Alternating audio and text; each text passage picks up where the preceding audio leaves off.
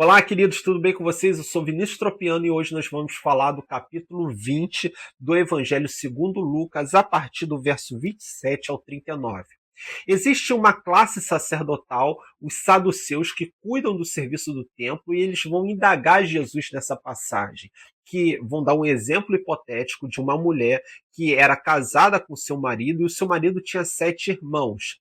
E segundo a lei do levirato, nesse exemplo que eles dão para Jesus, esse marido morre, ela deveria se casar com o irmão do marido.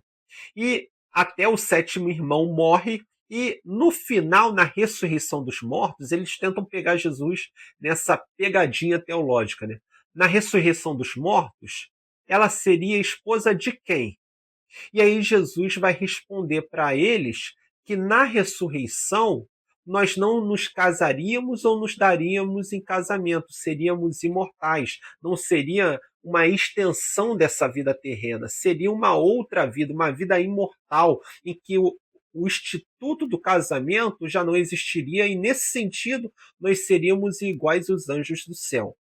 Mas como os saduceus só acreditavam nos 5 primeiros livros da Bíblia, no Pentateuco, Jesus vai utilizar o Pentateuco, que é a Torá, para refutar essa ideia equivocada deles. E vai falar assim, agora, verso 37.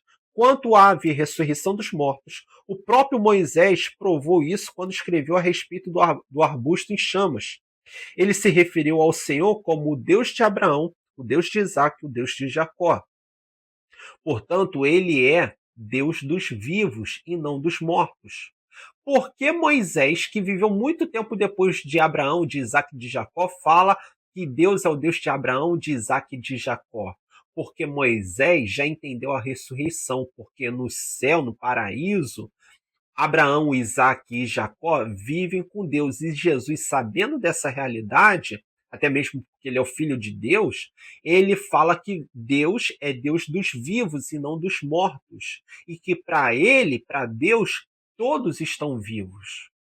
E aí quebra o argumento dos saduceus. A grande ênfase aqui, gente, não é uma discussão teológica, doutrinária. Apesar dessa doutrina da ressurreição ser uma doutrina basilar da fé cristã, Jesus vai muito mais além. Ele coloca a nossa perspectiva na eternidade. Ele nos faz olhar que a morte nesta vida não é o fim. Ele nos coloca numa esperança maior. Então, se você, querido, querida, passou ou está passando por uma situação de luto, ou conhece alguém numa situação de luto, Cristo Jesus nos garante uma esperança maior, a ressurreição dos mortos. Um estágio onde nós poderemos estar junto com o nosso Criador, onde as coisas dessa vida não farão mais sentido, onde a tristeza já não habitará mais em nossos corações, pois haverá uma satisfação plena em Deus. Queridos, ficamos aqui e até amanhã com a leitura do capítulo de número 21 do Evangelho segundo Lucas.